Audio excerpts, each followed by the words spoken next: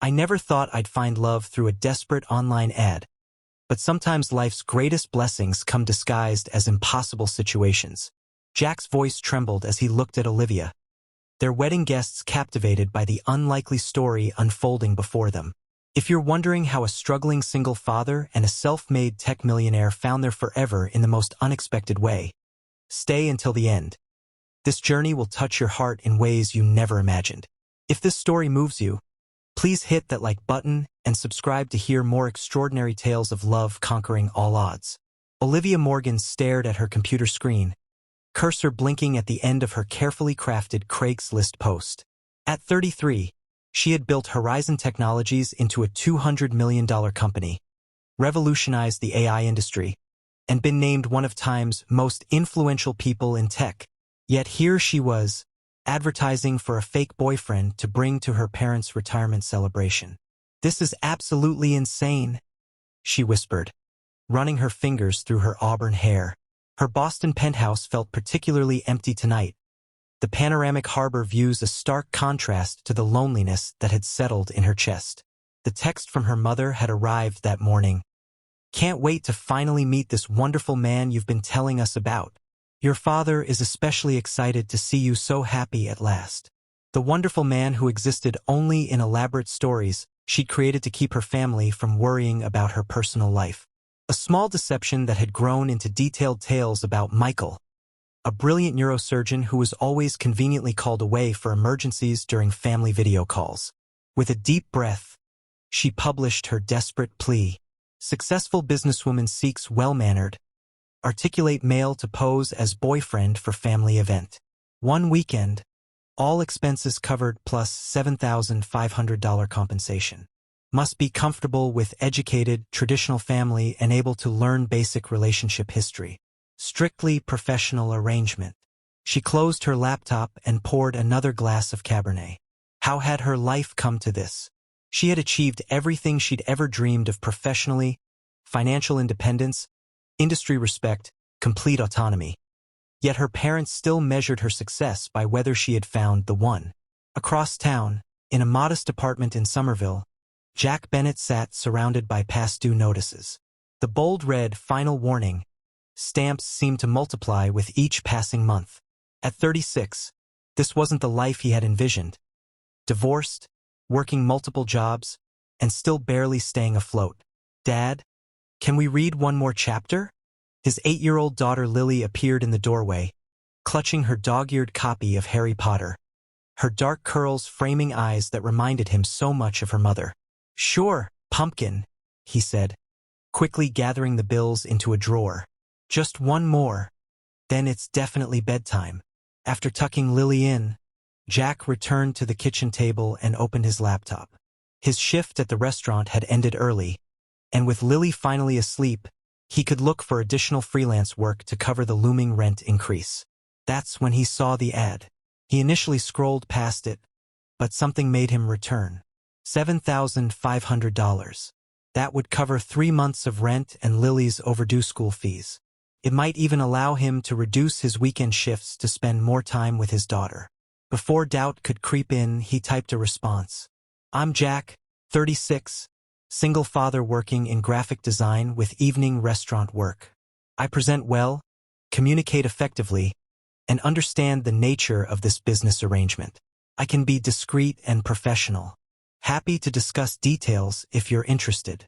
He attached a recent photo and sent it, immediately questioning his decision. What was he thinking? A successful businesswoman wouldn't choose someone like him. He shut his laptop and went to bed, expecting nothing. The next morning, Olivia sorted through dozens of responses. Most were clearly inappropriate.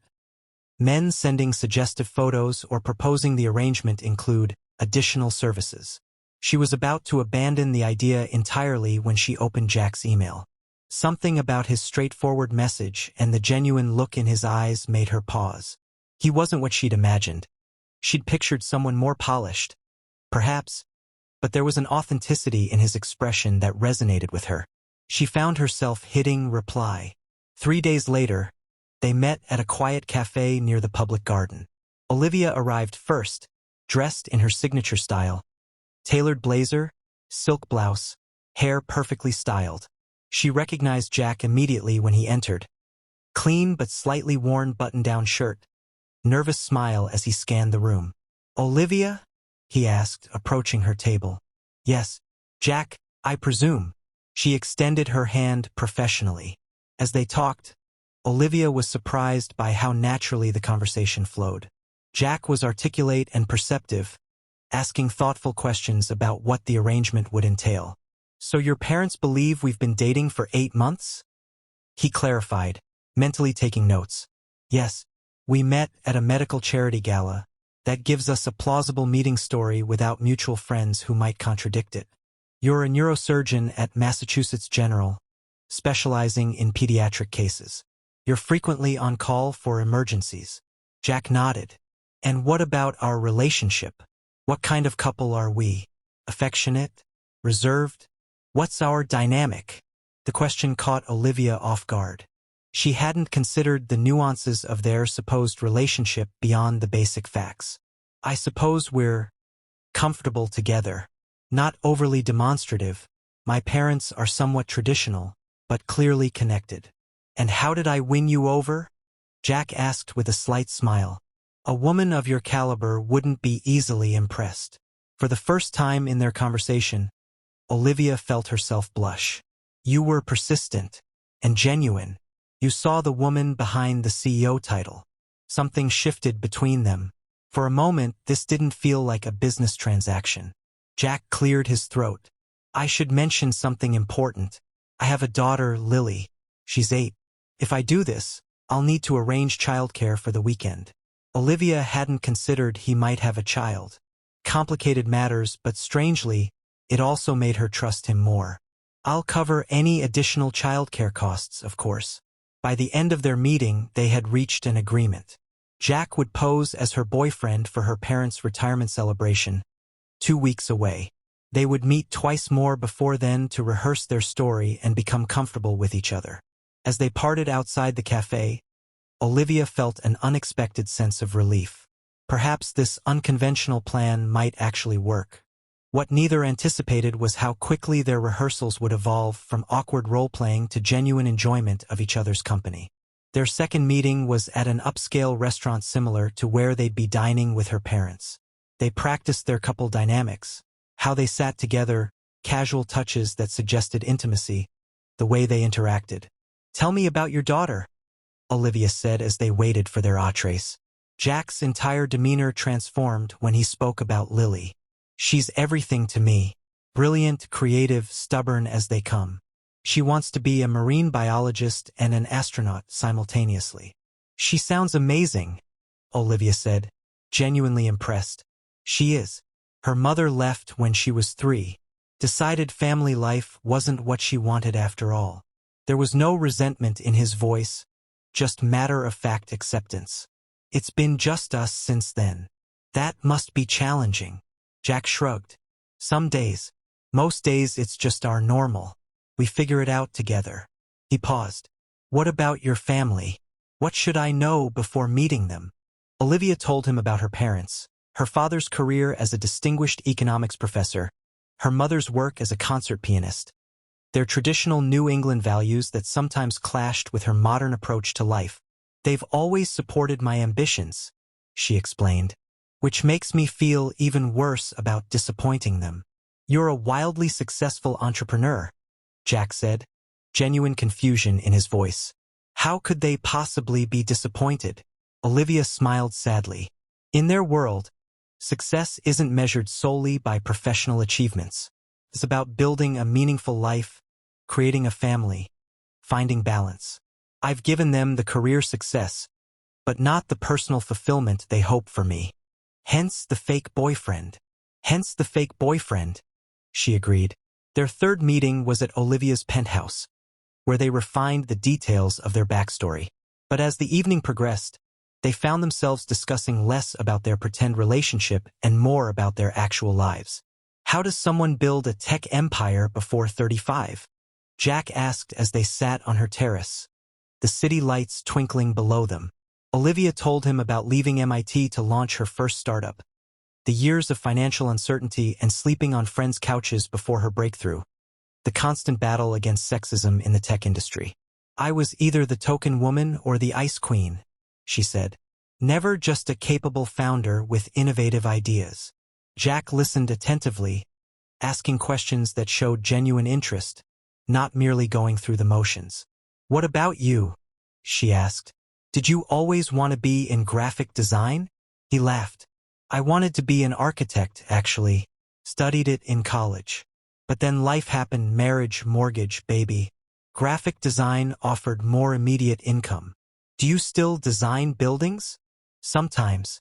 Small projects for myself mostly. And elaborate dollhouses for Lily. As the evening concluded, Olivia realized she was actually looking forward to the weekend.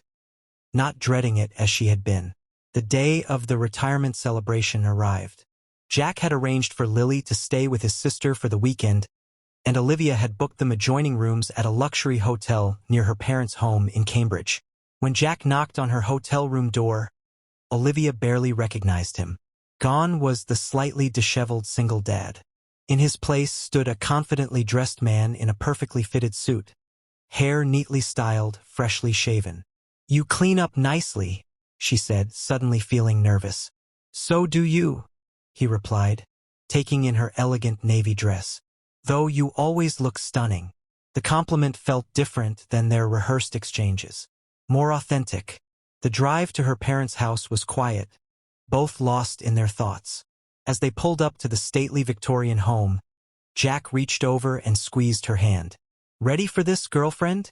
He asked with a reassuring smile. Olivia took a deep breath. As ready as I'll ever be, boyfriend. What followed was a whirlwind evening of introductions, fine wine, and subtle scrutiny. Olivia's parents, Robert and Eleanor Morgan, welcomed Jack warmly, but with the evaluating eyes of parents assessing their daughter's choice.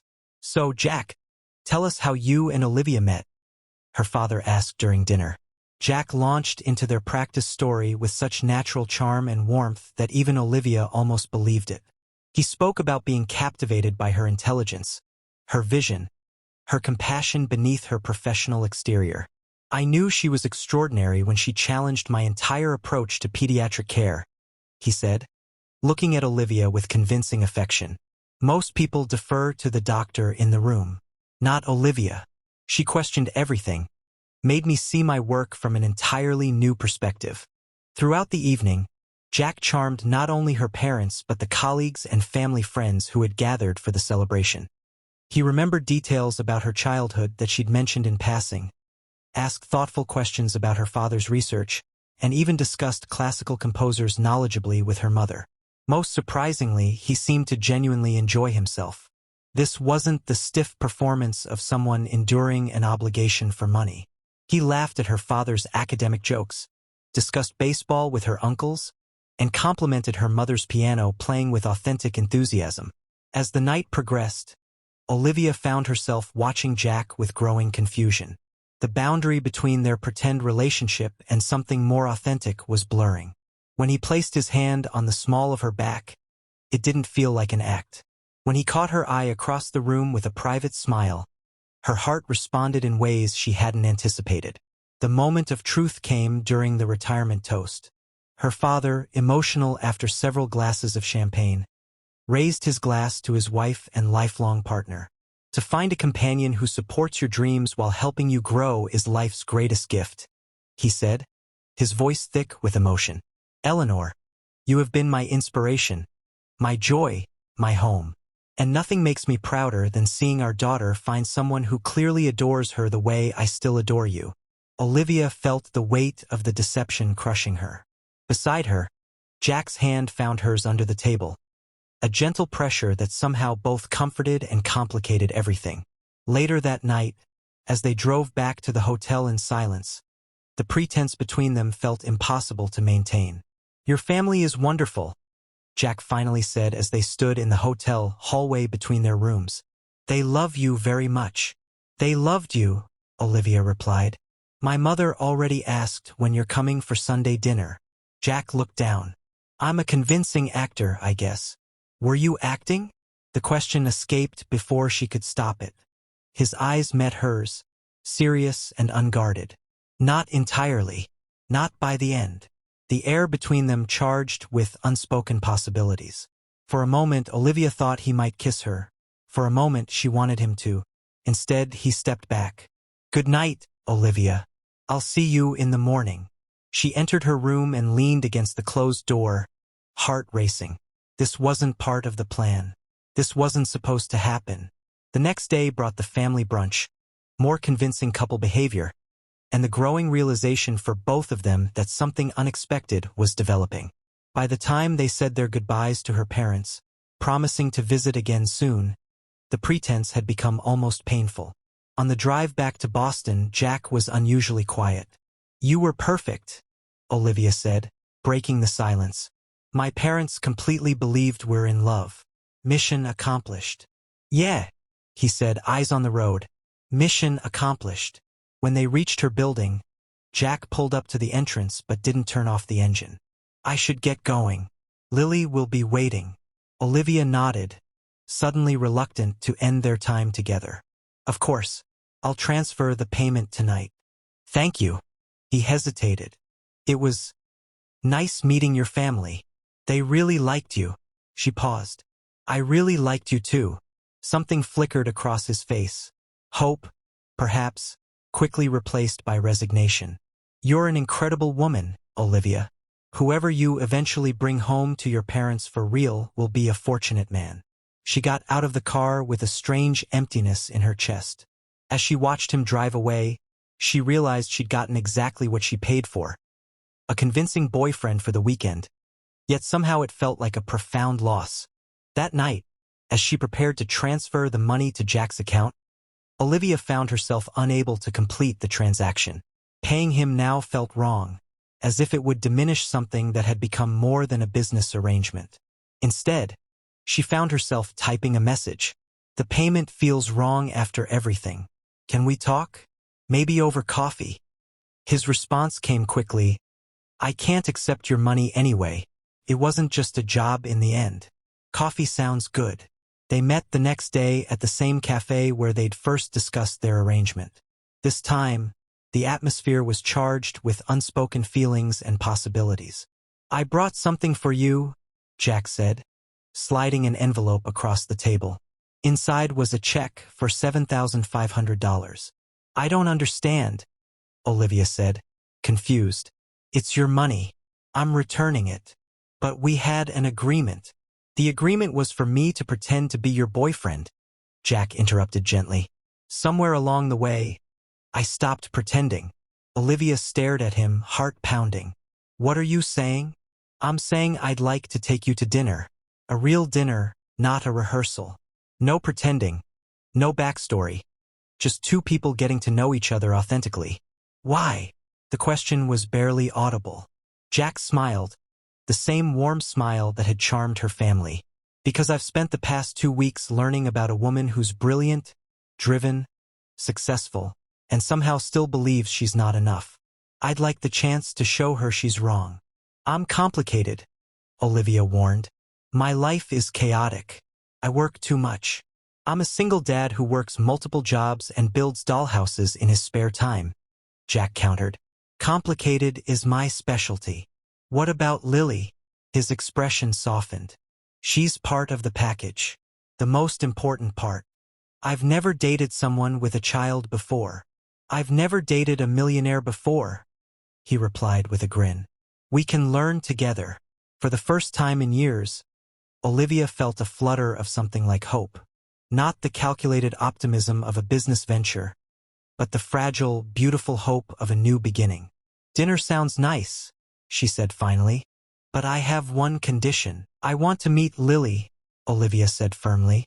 "The real introduction, not as your boss or client, but as someone who might become part of your lives." Jack's smile lit up his entire face. "She'd love that. She's been asking about the pretty lady from the pictures since I showed her your email." 2 days later, Olivia found herself standing outside a small ice cream shop, more nervous than before any investor meeting. She spotted them through the window, Jack and a small dark-haired girl sitting at a corner table, heads bent together in conversation. When she entered, Lily looked up first, her eyes widening with recognition. "Are you my dad's girlfriend for real now?" she asked the moment Olivia reached their table, causing Jack to nearly choke on his ice cream. "Lily," he sputtered. "We talked about this." Olivia laughed, tension breaking. "I'm Olivia, and I'm hoping to be your dad's friend first. Is that okay with you?" Lily considered this seriously. "Do you like Harry Potter?" "I've read all the books 3 times. "Which house are you?" "Ravenclaw with Gryffindor tendencies." Lily nodded approvingly. "Dad's a Hufflepuff. I'm definitely Gryffindor." Just like that, Olivia was accepted. The afternoon passed in a blur of ice cream, laughter, and Lily's endless questions about Olivia's work. "Do you make robots?" "Her apartment? Can you see the whole city?" And whether she knew how to make proper mac and cheese. Dad burns it sometimes. As they walked through the park afterward, Lily ran ahead to the playground, leaving Jack and Olivia walking side by side. "She's amazing," Olivia said, watching the little girl fearlessly tackle the climbing structure. "She likes you," Jack replied. "She doesn't warm up to people easily." "I like her too." Olivia hesitated. "Jack, I need to be honest about something. I've never done this before, dating someone with a child. I'm terrified of messing it up." Jack turned to face her. "You think I'm not scared? I'm a divorced dad with inconsistent income falling for a woman who runs a multimillion-dollar company. Talk about intimidating." "Falling for?" Olivia repeated softly. Jack took her hand. "I wasn't planning on admitting that quite yet. But yes, I'm falling for you. Olivia Morgan, tech genius and terrible liar." "Terrible liar?" "No one who saw you with your parents could believe you'd need to hire a fake boyfriend. You're extraordinary." Before she could respond, Lily called from the top of the slide, "Dad! Olivia! Watch this." They both turned to wave, hands still intertwined. 6 months later, Olivia stood in her parents' kitchen, helping her mother prepare Sunday dinner. Through the window, she could see Jack and her father in deep conversation by the garden, while Lily showed off her cartwheels on the lawn. "He's wonderful, you know," her mother said, following her gaze. "I've never seen you this happy." "He is wonderful," Olivia agreed. "They both are. When you first brought him home, I had my doubts," her mother admitted. "A neurosurgeon seemed too convenient, too perfect. I suspected you might have hired him just to please us." Olivia nearly dropped the bowl she was holding. "What?" Her mother laughed at her expression. "Oh, darling, parents know more than you think. But then I saw how he looked at you when you weren't watching. No one could fake that." Later that night, as they drove back to the city with a sleeping Lily in the back seat, Olivia told Jack about her conversation with her mother. "She knew?" he asked, incredulous. "Suspected, at least. Apparently, we weren't as convincing as we thought. Or maybe we were convincing for the wrong reasons," Jack said thoughtfully. "Maybe we couldn't hide what was already starting to be real." When they reached Olivia's penthouse, now filled with Lily's artwork and Jack's architectural models, he carried his sleeping daughter inside and tucked her into her new bedroom, the one that had once been Olivia's home office. In the living room, Jack pulled Olivia close. "Remember when you paid me to pretend to love you?" "I believe I paid you to pretend to date me," she corrected. "The love part was all your improvisation." "Best improvisation of my life," he murmured, kissing her softly. 1 year after their first meeting, Jack stood before their friends and family, holding Olivia's hands in his. "I never thought I'd be standing here today, married to the woman who once paid me to pretend to be her boyfriend. Life has a strange way of writing stories even Hollywood couldn't dream up," he said, voice breaking with emotion. "What began as a desperate Craigslist ad became the greatest love story I could imagine." Olivia, radiant in white, squeezed his hands. "The best $7,500 I never spent." As they sealed their vows with a kiss, Lily rushed forward to embrace them both, completing the family that had formed from the most unlikely beginning.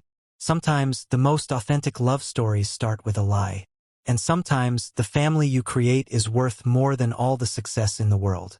If this story touched your heart, please hit that like button and subscribe for more extraordinary tales of love, finding a way against all odds.